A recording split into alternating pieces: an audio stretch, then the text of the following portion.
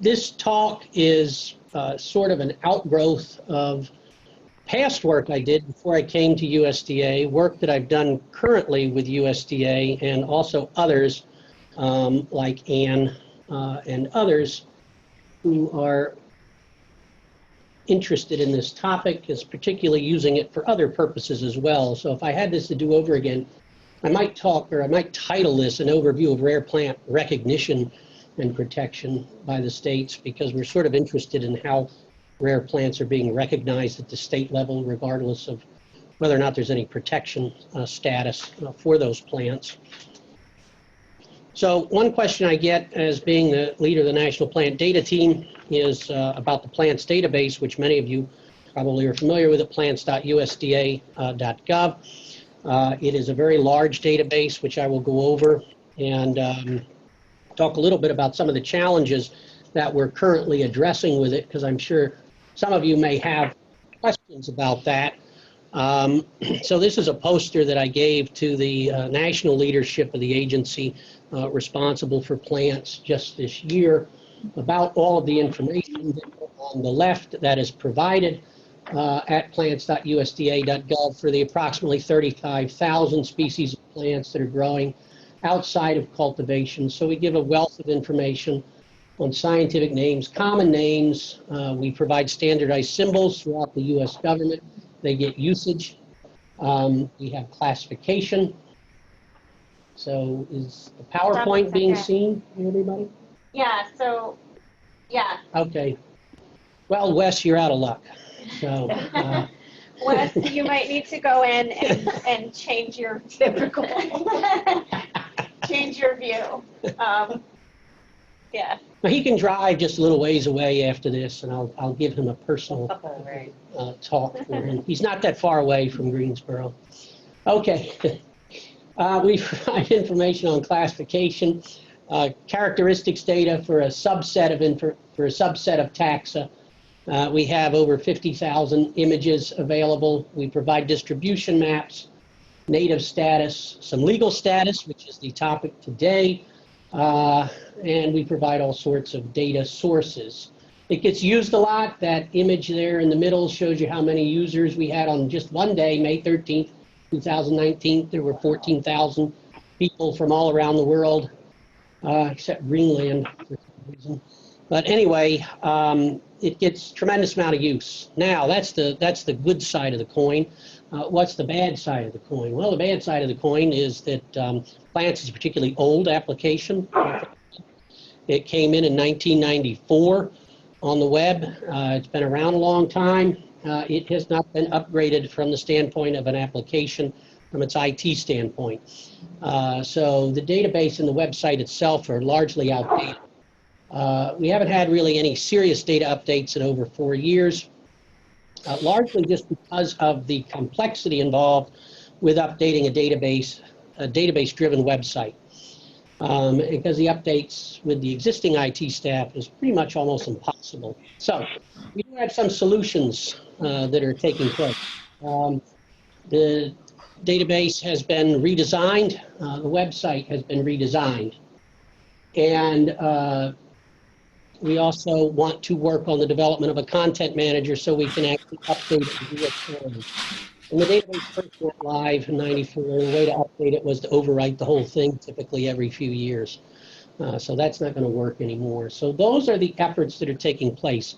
So I'm going to use the talk today to work out of the site that I work in plants that you don't work in for the public, because it hasn't been released to the public yet, because there's still quite a bit more development work to be done. But I just wanted to lay that out there so that people know that there are efforts afoot to get plants where it needs to be in terms of not just the data being updated, but the application itself being more modernized. So that's what the new site looks like at the moment. Oops. So there we are. It'll be a much more streamlined site. The searching has been streamlined. That should be easier. The current advanced search is a bit cumbersome and clunky, so we're hopeful that it will work better. We've separated some of the tabs of information instead of legal status. There'll now be separate tabs for rarity as well as noxious and invasive. So we've changed the information a little bit. We've provided some placeholder tabs for other information that's in the background on pollinators, ethnobotany, other topics. So once we can get this website released, we should be in better shape to update it, particularly when we have the content manager attached to it. And so there's an example of what one of the profile pages will look like, and you can see it, that for that one, Aristolochia serpentaria will have a rarity tab instead of a legal status tab. There are other changes we've made, but I could spend, once it gets released, we could spend an entire hour just talking about the new website. Okay, the topic at hand is the rare plant protection. And so I'm going to spend a little bit of time talking about one plant, sort of an introduction to my past history with this. And it's got climbing fern or Hartford fern has got a rich history of plant protection, so it deserves special notice. There is the distribution map on the New Plants website, a photo. Many of you are probably, if you're from the eastern United States, may be familiar with this plant and have seen it before. There's a close-up taken by plant botanist Doug Goldman of the fronds. And climbing fern, interestingly in history, if you go back in history, and I've got a few articles here that I'll read from, newspaper articles. This one is from the Fall River Daily, a New England paper from the 1850s. And this is a report on a 25th wedding anniversary of Captain Charles D. Copeland and his wife. And they talked about how the house was tastefully and elaborately decorated with Hartford fern, Godium palmatum, and every arrangement made for a general good time. So it was used in displays back in the 1800s. And another article just about Hartford ferns mentions greenery also being used. This is also from the 1850s, about how smilax, of no things, I'm assuming when they say smilax was being used, they're talking about the thornless herbaceous ones and not the spiny woody ones. But that was also used in greenery in the 1850s and collected widely. So they both were used as common greenery, and I was a little confused about that, and so I looked into it, and they were used as greenery, but they were pressed and dried first. So the specimens would actually, the material would be pressed and dried, and then it was used as decorative greenery for these get-togethers people would have. And at least for the climbing fern, there was concern very early on, and this is from Graves's 1910 Flora of Connecticut, where he talks about this. I couldn't actually get a copy of the act itself.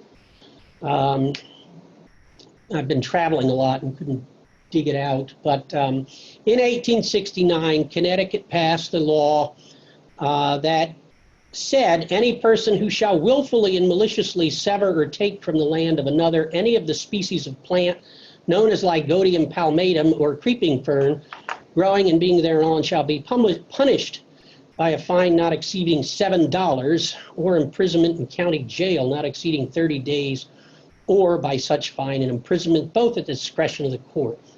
This law from 1869 is oftentimes taken as the first law in the United States passed to protect an individual plant because of concern about it being extirpated. So this is a noteworthy law, and you'll see it in a lot of literature, oftentimes cited as the first law to actually protect what was taken at the time, what we would say to be a rare plant today. So that goes all the way back to 1869. One thing to keep note of in that law, and I'll refer back to this later, is the any person who shall willfully missever or take from the land of another, meaning not his or her own land, but another person's land, that's when the penalty kicks in, and we'll get back to why that is with plants in a little bit, and how they differ. Plant protection differs from animal protection typically on that front.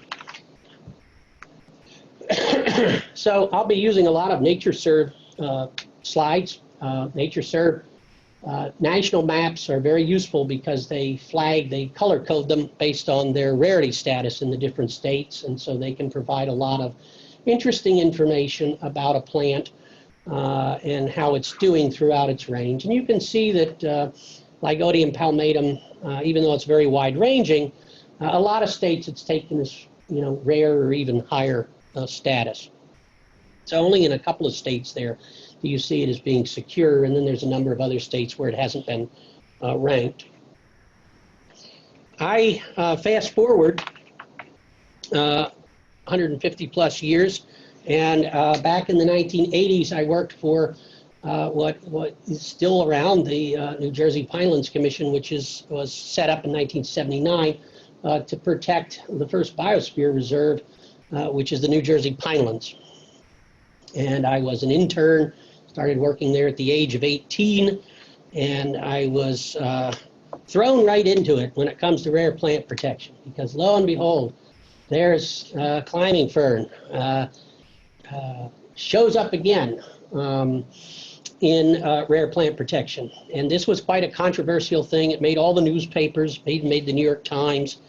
There was a desire to build a bypass through a town because of traffic concerns, and they had settled on a route and were getting ready and were doing the construction, and then the Pinelands folks discovered the fern was there.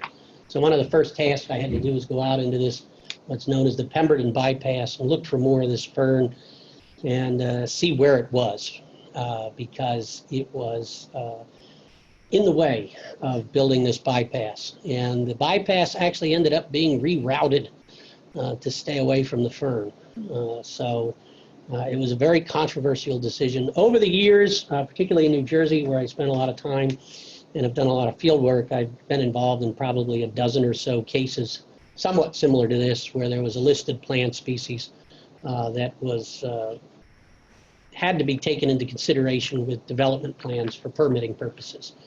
And one thing I learned from that was that it can be rather stressful. I decided that regulation was not what I wanted to do the rest of my life. So I decided to go into research, which has its own stressors, but it wasn't quite as intense as some of these, where you had some pretty irate people dealing with these cases. So over the course of my research, I've looked at rare plant protection in other states for various reasons, both doing work on cases like Lygodium palmatum, but other things. And so I've taken a somewhat of an interest in just knowing how the states themselves deal with rare plants. And this is a map on the Forest Service.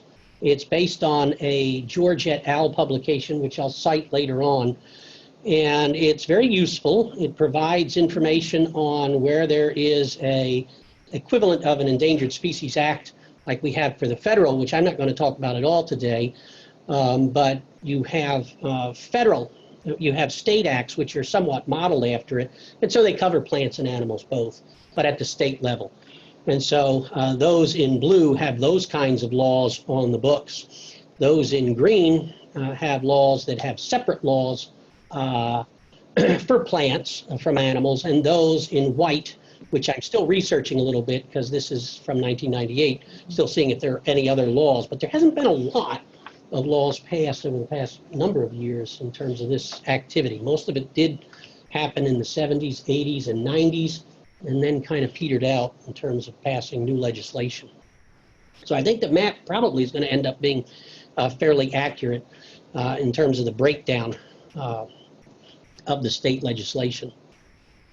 So from George et al., they make this statement that the role of state governments in protecting not just endangered species, but all species can be summed up with one fact. State governments traditionally have been the chief stewards of wildlife within their borders.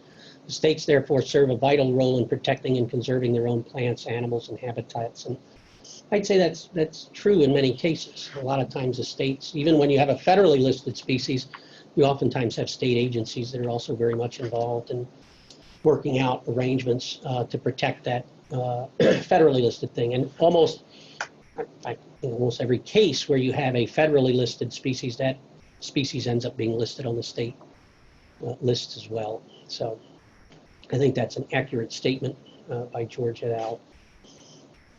And so I wanted to spend a little bit of time, and I'm still working on this because one of the things I'm going to do with the new plants website is, because the rarity information and the noxious and invasive information was so outdated, we actually did not migrate that data from the plants website that you see into the new website. That was one case where we didn't migrate the old data. We're going to replace it with all new data. So I've got 50 spreadsheets basically for all the states outlining all the new information that's available.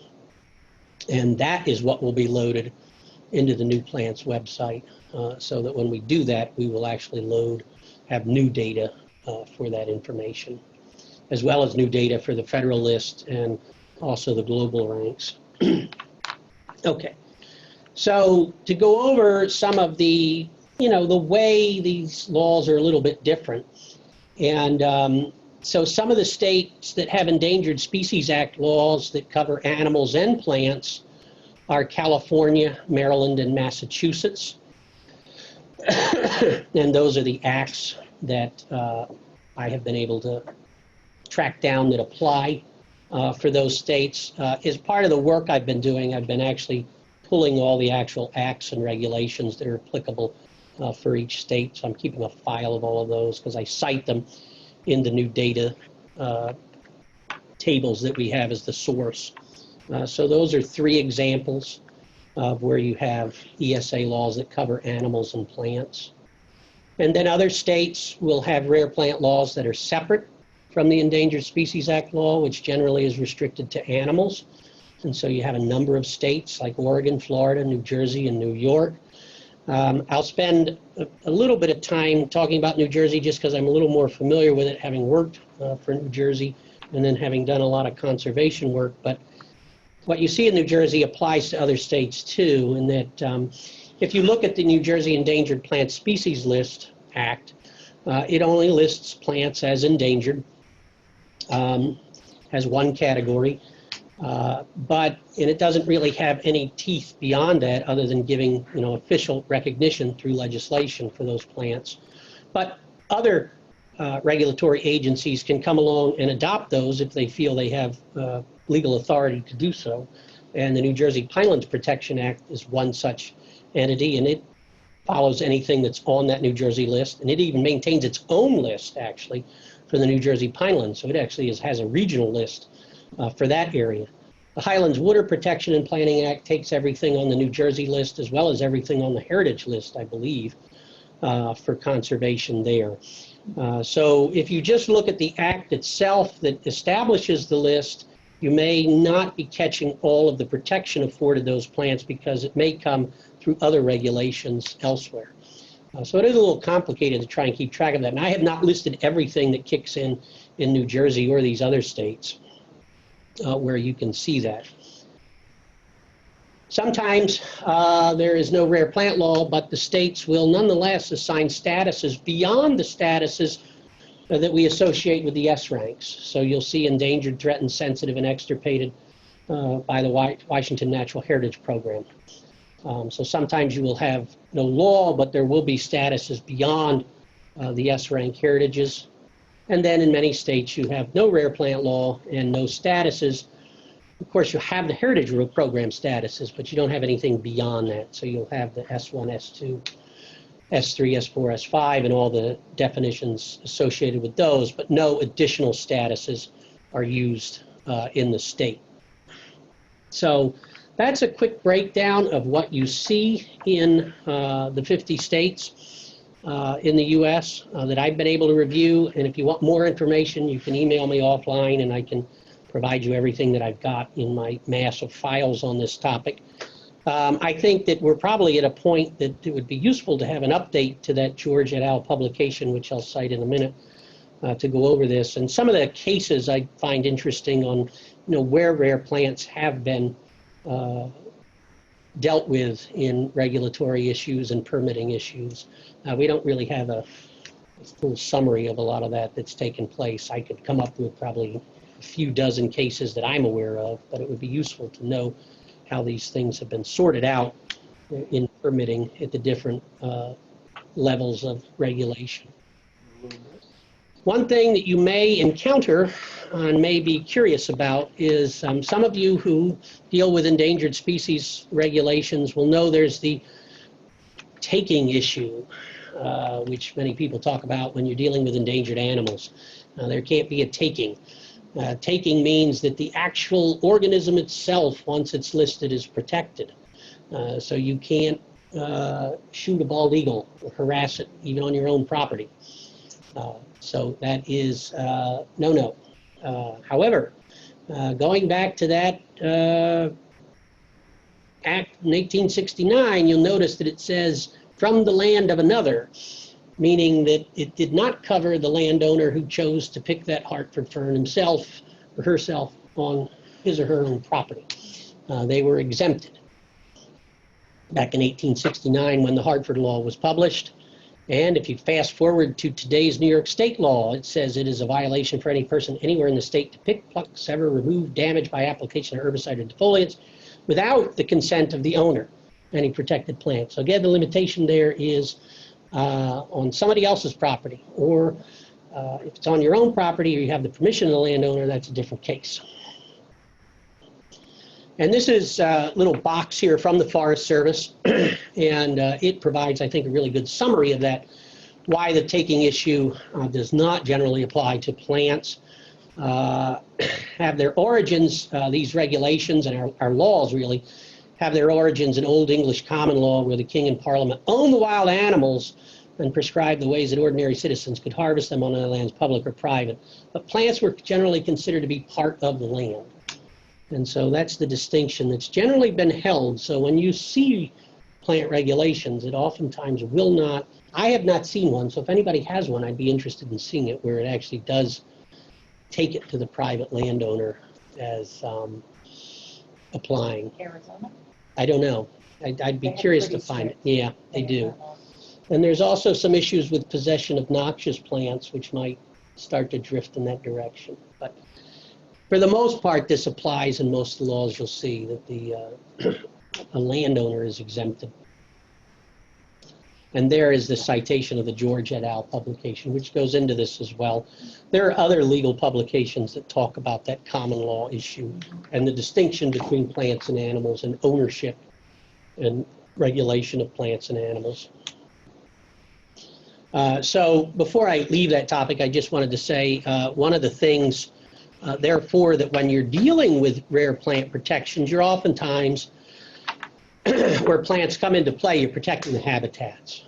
So the habitats are what get protected, not so much the individual organisms themselves. So that's where you protect them oftentimes. And many times you're dealing in wetlands issues, so you're dealing in areas that are regulated to begin with, if you're dealing with a wetlands plan. Okay. Now, that covers the breakdown of everything, so I'm going to quickly try to pick up the pace here and talk about a couple of other topics, which are nativity assignments. This is one of these things that people just take for granted most of the time. Somebody else does it for you, you just accept it, and that's the end of that, basically. Plant is either native or not native to the area you're working in. Real easy, right? And how are those assignments made? Well, there's usually a human factor. People brought it in, it escaped. There's a place that you have to circumscribe, because all plants, if you're just using the earth, then all plants are native. You don't have any knowledge of anything coming in from another planet or anything. So that's, yeah. So you have to have a smaller place of the earth taken into consideration.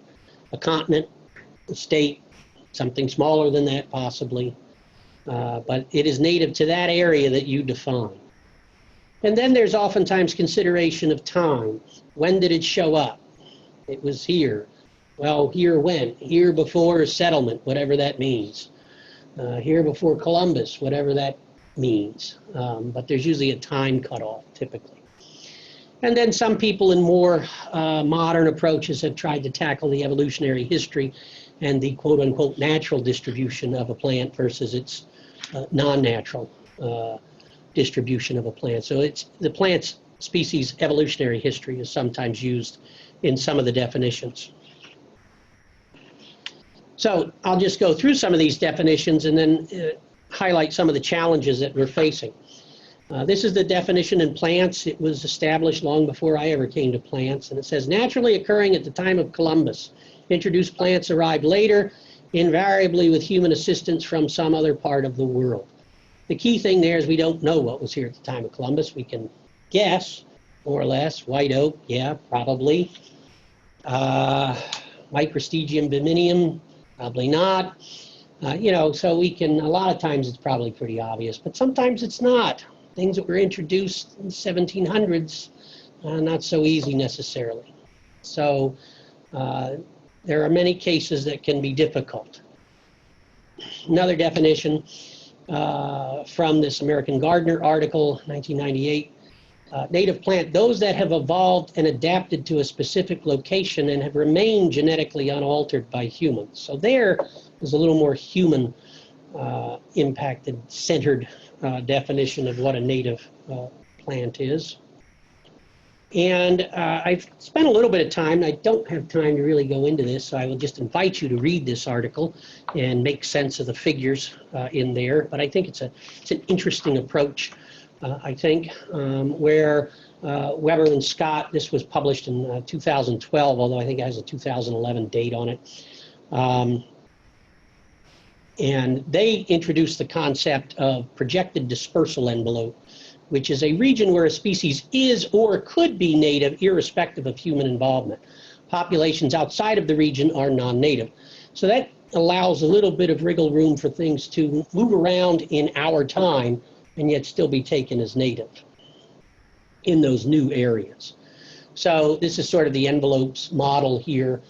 So you start off in that gray area where we know it to be and then draw circles around that and say that if it stays inside this area, we're still going to take it as native because we think that it could establish outside of where we currently know it.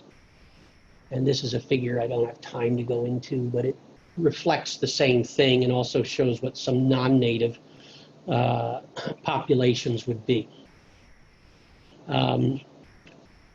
And now I'm going to go into a few examples of why this issue is frustrating to some degree, for sure. And it's not a criticism of any of these states or anything. It's just, I think, reflects the difficulties we have in assigning nativity status. Worst genus for this, for whatever reason, Amaranthus. Amaranthus early on became successful by being a weed in every continent. I looked, but offices are undergoing renovation in Greensboro, so I didn't have access to the actual hard copies of Flora North America. But there's one Amaranthus in Flora North America where the statement in it says that it's not native to every continent that it occurs on, which is curious. Where is it native to? I don't know. But remarkably, that statement may actually be accurate because it may have been introduced in all those continents at one time or another, and the native range is completely blurred, so we really don't know. But here, for those who work with NatureServe maps or don't, rather, the pink is exotic, the darker, the brownish purplish is not ranked, and then the green is native and secure. And you can see that's a pretty choppy breakdown of native and non-native assessments for Amaranthus hybridus. Same goes for Amaranthus palmeri. That's a bad weed out west, and there's a lot of concerns with it in NRCS on farmland out in the west. And there in West Virginia, it's taken as native and imperiled, I think. But then you've got all these non-native sites all around it. Same thing for palii. Vulnerable in Wyoming. It's exotic everywhere else. So, same thing with Amaranthus tuberculatus. So Amaranthus have real problem with those plants. Bad enough to have difficult taxonomy, which Amaranthus has. But to throw all this nativity uncertainty really makes it a difficult group. to work with. But there again, you see situations of some taking it as native, going so far as to say it's rare, others taking it as not native. And so the next couple of examples will show that this is not really it shouldn't be taken as a completely esoteric issue because, as we'll find out, whether or not you assign something native or not will impact what kinds of conservation protections it can have, or how you will address that plant. So Nelumbo lutea, most people are familiar with that, very showy water plant. There's its breakdown of nativity and rarity in NatureServe. And this is one that I've been a little bit involved in. There are population, at least one I'm familiar with up North Jersey, in a lake. It does really well in that lake, but it's listed as rare species in New Jersey, and so it's afforded some protection. But right across the state border into New York, taken as exotic, and there are efforts to get rid of it in certain places because it is an aggressive plant where it grows. So right there in side-by-side states, you've got different policies, all hinging on that native status. Everything hinges on that nativity status. So it is not an esoteric matter. Utricularia inflata, similar situation. This is one where it was pretty, early literature had it being very rare in New Jersey. Now see quite a bit of it there. Showing up more recently, more in Pennsylvania and New York, and then so recently, I guess, in Massachusetts that they don't even take it as a native plant. But again, native, non-native on side-by-side states. So the assignments are different in adjacent states, and therefore the laws that apply are actually different. So that's a big issue that's still facing us that I don't have an answer to it, but looking at a lot of these maps, it can be a little frustrating because you can see the inconsistencies across the different states. And perfectly understandable, given that we don't have a hard standard for defining nativity at a regional level. So one of the things, this is Spartina alterniflora, which most of you here in the East are no doubt familiar with. And one of the things you will notice in plants, whether you're using current plants that's available to the public or the new plants, what we call plants 3, is that we use green for native distributions and blue for non-native distributions. So every month I get emails from people writing in saying, your map, for example, and I've gotten emails about this particular one, Spartina alterniflora, isn't accurate. It shows it being native over there on the West Coast, and it's not. And that's true, it isn't. But it doesn't necessarily mean the map is not accurate, because what we do currently is we assign nativity to the lower 48. So it's either native or it's not. And so in that particular case, it's native to the lower 48. We don't tease it apart. That's just the way it was written when it was first released. The new application will do that by assigning a nativity status to every record. But we have to go back and undo what was done. So everything's going to get a native assignment for now in the lower 48. And then we'll have to work backwards and assign some of these other states non-native statuses because all their populations or records are non-native. So something like Spartina alterniflora, not going to be that terribly hard, I don't think, to assign non-native status and make those states on the West Coast, Washington, Oregon, California, blue. Impatiens capensis, that's actually 2 species of impatiens. That was a photo taken by Doug Goldman at the Plants Database. It's a good picture because you see both species there. Impatiens pallid is the yellow one on the front, Impatiens capensis is the orange one elsewhere in the photo. Here's its range, pretty wide-ranging species. Certainly native here in the eastern United States, no doubt about that. You get into the county level distributions, and we might be able to draw a line there somewheres, but I can tell you that all that material up in Oregon and Washington and Idaho, it's generally taken as non-native. It is been introduced there recently. It hybridizes with another species there, which is a rare species called E. cornuta. And so that's of concern. And so this one, though, will require a little more work, exactly where, you're not just drawing states blue, but you're having to get down to the county level and figure out where, where you're going to do this. It's a little harder to do for impatiens capensis. And there's concern about impatiens capensis, not just because it hybridizes with that native species out in the Pacific Northwest, but also it's fairly aggressive in its growth out there and can be rather dominant. The only thing I will say about that is that being quite familiar with that plant in its native range here, it does the same thing. So we get worked up about that when we see it in a new area, non-native, but yet we see impatiens capensis all over the east. It's pretty aggressive, especially when there's nutrient input.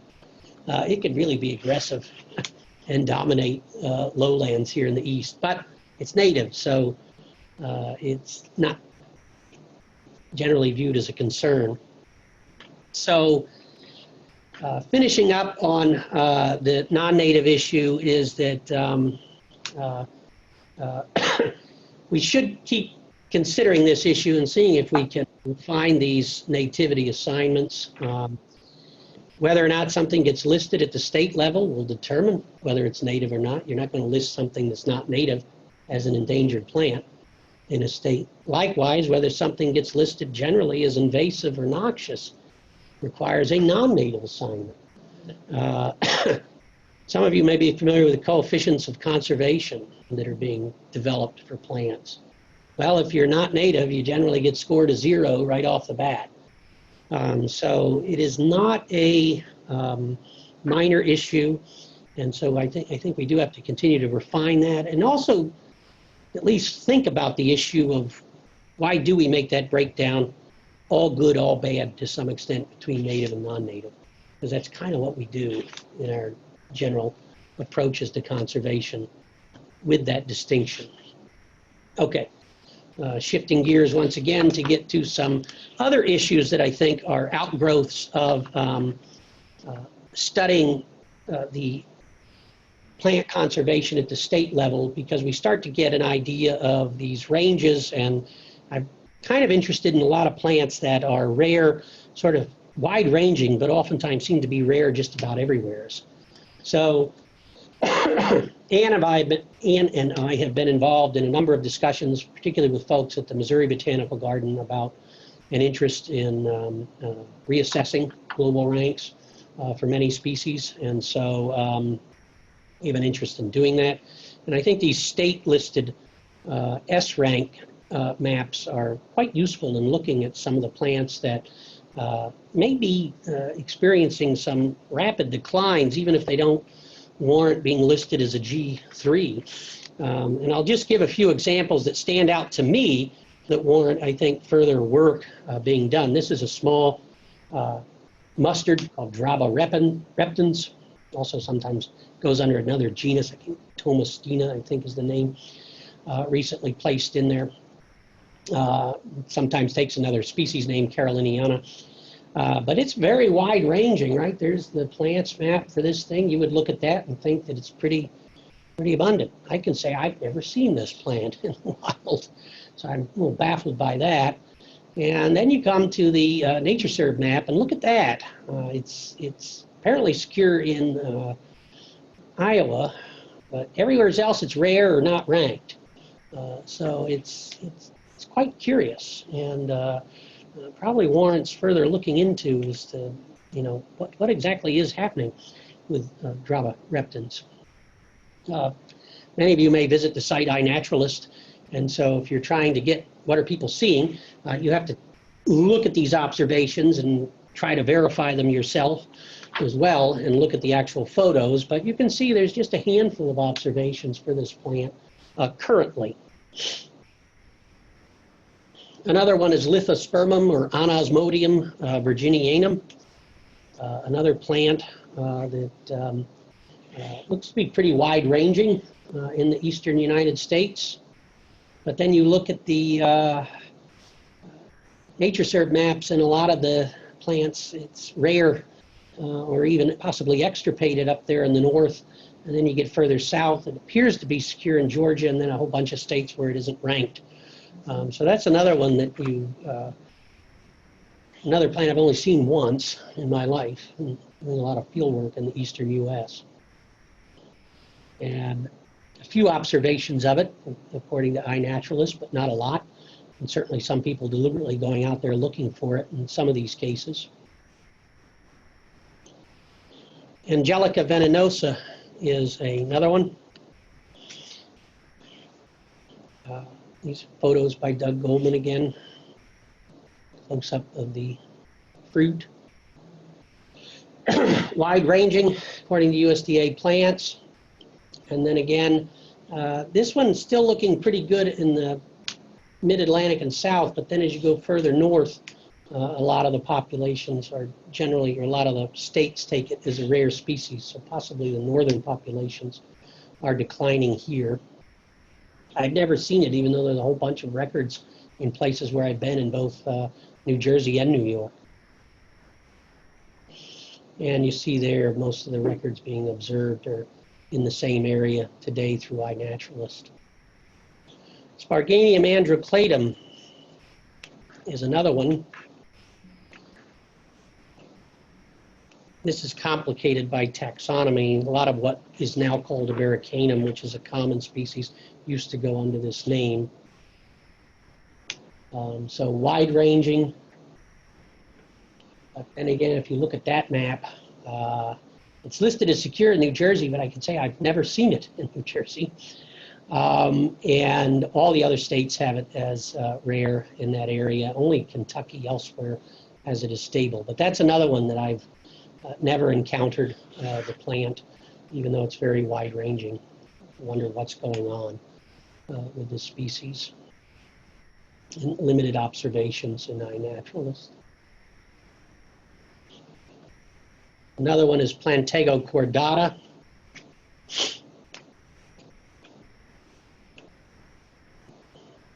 Close-up spent flowers. It's growing in the field. USDA plants map, wide-ranging, and then another classic map. This is a really good one because it's just like, it's heralded just about everywhere. It's not ranked in South Carolina. So wide-ranging, but just not out there at all. And just a handful of observations in iNaturalist. Last one, Eurybia aster radula. Wide-ranging in the north, particularly. But you'll see a lot of the southern populations in iNaturalist declining quite a bit, so virtually hardly any observations further south. And if you come to the NatureServe map, that's borne out there as well. Quite rare, except in West Virginia, in the southern part of its range. So those are just some examples that I think are interesting to look at, and where the state ranking information provides some interesting information on what may be happening to some species that are wide-ranging that seem quite rare in a part or throughout all of their wide range. And so I think further efforts like that, looking at all of these plants, taking a look at a number of wide-ranging species that are listed as rare throughout many of the states in their range, I think is certainly something that's worth doing, trying to better understand what's happening there. I think we are in a period of what I consider a deluge of data coming in right now that can help us but can also overwhelm us. I can remember when I was a graduate student, if you wanted herbarium data, you actually had to go there and visit them. You didn't go online. You went there, or dug out the specimens, and recorded the data in a spreadsheet. Now we have an explosion of herbarium specimens online, and it really is an explosion. And I always, when this was first happening. I was very excited about this and thinking, my gosh, it's going to be so great. I can just go online and look at specimens from a given region that are housed all over the world. And that's really coming to be the case. But it's the old adage of be careful what you wish for, because now I just feel completely overwhelmed by the unbelievable avalanche of data that is out there. The herbaria, in many cases that are doing this, they don't have the staff to even, they have staff to image everything and get it up. But then there's some of them are having to rely on crowdsourcing to actually get the data-based as to where the specimen was collected, updating the nomenclature, etc. So there's a huge amount of work still to be done on that level to get that information vetted, so to speak. Same thing with iNaturalist, but in the opposite time frame. So the herbarium data is providing tremendous information on historical collections oftentimes, a lot of which never made it into distribution maps, by the way. There's a lot of specimens that John Torrey collected in Manhattan that actually provide useful Manhattan records for a lot of these plants, including Dravareptans. But you won't see Manhattan on a dot map necessarily in some places because that old specimen never made it into a distribution map when a flora was written. So tremendous amount of historical data from the efforts to database herbaria, and then sites like iNaturalist for current observations is another deluge of data that requires further vetting. And so there's tremendous opportunity, and that's the specimen of Asa Gray from the 1800s from a New Jersey site that was recently databased at the Academy of Natural Sciences of Philadelphia. So I just wanted to bring that out, that we have a real opportunity with all this data coming online, both for current observations and historical observations through specimens, but it's going to be a lot of work to vet a lot of that data. I'll finish with just one couple of quick statements about what I've been working on, because I think it ties up a couple of things I've been talking about. And I've been working with the Forest Service on a book for all the woody plants in the New York metropolitan area. One of the things I worked on before I came to USDA plants was the New York metropolitan flora area. And so the Forest Service got involved in that and wanted to publish a book on all the woody plants that are there. And so that's actually going through copy editing now at the Forest Service. And so I just wanted to highlight some of the things that I think we can start thinking about more nationally. There's Celastris scandens, which is used to be a very common, wide-ranging American bittersweet, also widely collected at different times. But there again, if you look at the NatureServe map, there's a lot of places there where it's tracked as rare, or not a lot is known about it, so it's not ranked. Here's what we used to see in New Jersey, in the metro area, the yellow being historical sites, and the green being actual current sites post-1990. So you see a tremendous decline in that. And so what the Forest Service ecologist Cynthia Huebner worked on, she took all of that New York metropolitan data and developed a trend analysis approach. So in the manual, every species gets one of those arrow indicators. So is it declining a whole lot, or is it increasing a whole lot, or is it kind of sideways arrows would be in between. So I think as we get further along, thinking about that, and what is the trend of some of these species, expanding, declining, or staying the same, is very useful, even if they still wind up being G4 species. Because something that used to, maybe have 1 million populations or something, and now we're down to a couple of thousand, that's kind of significant.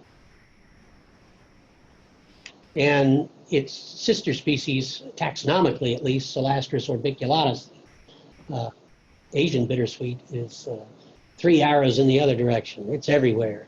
So I think that's a pretty good approach to use going forward on what's happening with these species. Are they declining or not? So in concluding, I think we should work on further refinements of nativity assignments. They're important. They may be arbitrary, and certainly drawing a line through drawing a native, non-native line through a continuous range, there's going to be some difficulty in that. And that's what we're faced with in some cases, but continuing to work on that, I think, is warranted. Use of the state data in reassessing species globally, I think, is another area to be worked on. And recognizing and figuring out a plan for incorporation of this data deluge that we're experiencing right now. Historical data with herbarium digitization, current data observations like an iNaturalist, and the pressing need to vet all of that so that we don't wind up with published distribution maps and papers that have inaccuracies.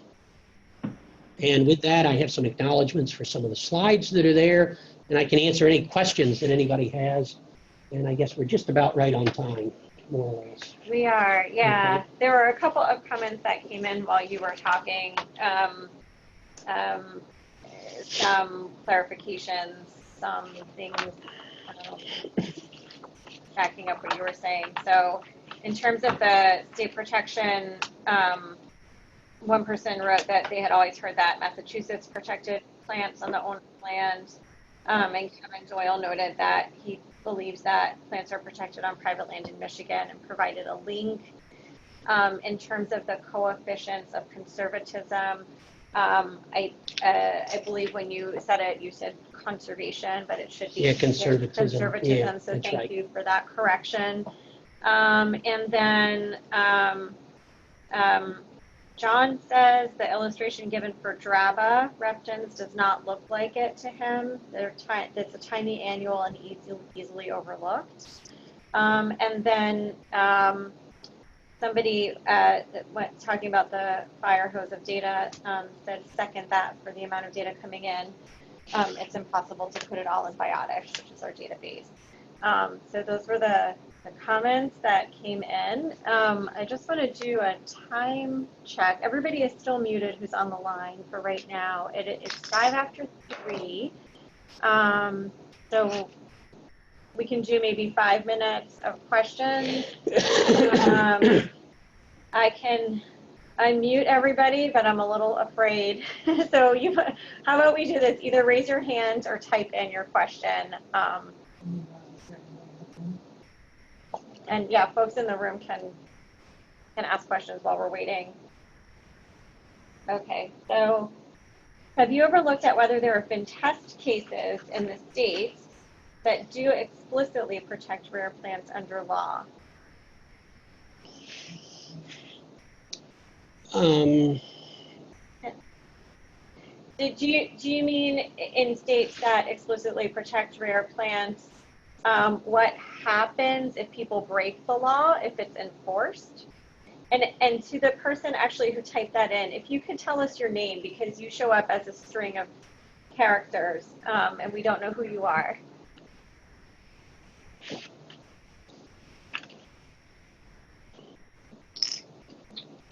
Did you understand that question? Do you know if it's enforced in states that actually do?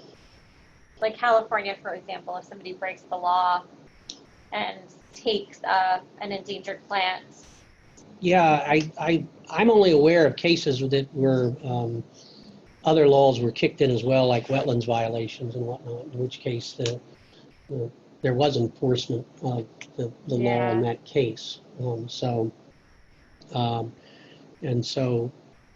that's my understanding of cases where plants have been involved. So there was a pretty famous case from North Carolina a couple years ago where Venus flytraps were poached, and it was a felony. I think the governor made it. What's that? They changed the law. They changed the law, yeah. Yeah, environmental crimes are usually relegated really low. It's hard to convince a prosecutor to go forward with it. Right. Because they're like, look, I've got a guy who murdered someone here, and someone took some little green plants. Right. You know? Right. So there's that whole thing of having to try to do that. But it also depends on the land ownership. Yep. So if it's taken off of federal property, like Park Service, we're not allowed to collect anything. Or, right. You know, it's so complex. I'm sure there's plenty of examples across the nation where there have been successful prosecutions and then, plenty of cases that just never make the light of day. Mm-hmm. Mm-hmm. That makes sense. Okay. the person who asked the question, his name is Steve Erickson. Thank you, Steve. And he wrote, wondering that and whether there have been any general challenges for example, the takings clause.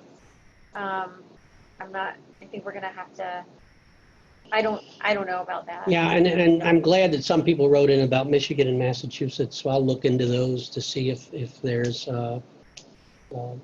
differences there. Like I said earlier, and what the Forest Service website has, which I think is the general rule of thumb on taking, is that the taking isn't an issue with plants typically, like it is with animals, because of the where the land, how land is defined many times or interpreted. It's interpreted oftentimes to include the plants themselves. And any regulation of those is generally due to something else, trying to protect habitat, trying to prevent erosion, et cetera, et cetera. So you would then regulate activities there. But the actual taking of the plant itself is not something that's generally been an issue. I have a question. So I work at the U.S. National Herbarium, Yep. where we're trying to get all that data online that, Yep. that you're so overwhelmed with. And we're overwhelmed with it as well, trying to get them all digitized, and trying to get everything transcribed and up online. And we're often facing, so my question is to someone who thinks a lot about rarity and distribution and all that information is on our end, we want to make all the data available, but yet for these critically endangered species, do we make that distribution data available?